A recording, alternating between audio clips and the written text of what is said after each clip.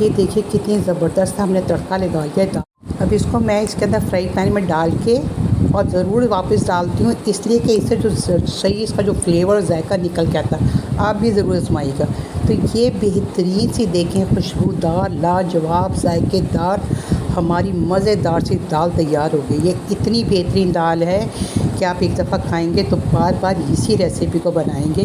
तो ये बहुत टेस्टी और बहुत यमी रेसिपी बनती है। यकीन करें आप एक दफ़ा देखें किस तरह दाल खुली मिली और ज़बरदस्त सी खुशबूदार बनी है।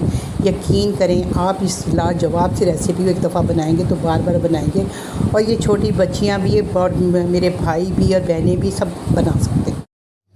बिस्मिल्लाहिर्रहमानिर्रहीम, अस्सलाम वालेकुम। आज आप सबके लिए मेरे किचन में बन रही है मलका मसूर, साबित मसूर, काली दाल, मसर, सारे नाम हैं और जितने नाम हैं उतने ही टेस्ट हैं, उतने ही तरीक़ों से बनती है। तो आज मैं जो दाल आपको ये काली दाल बनाना सिखा रही हूँ यानी कि साबित मसर, ये इंतहाई आसान ईजीएस्ट पर जायके में मैं कहती हूँ कि लाजवाब है। जो इस दाल को पसंद करते हैं उनके लिए बेहतरीन रेसिपी, समझिए रेसिपी ही उनके लिए है।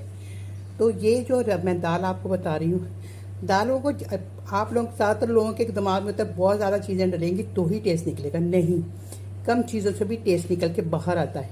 तो इसको ओरिजिनल ही जायके में हम बनाएंगे और इतनी बेस्ट और इतनी ज़बरदस्त ये बनती कम मसालों से, जो हमारे पास घर पे ही सारी चीज़ें इंग्रेडिएंट मौजूद होते हैं, उन्हीं से आज मज़ेदार से हम ये तड़का दाल बनाएंगे।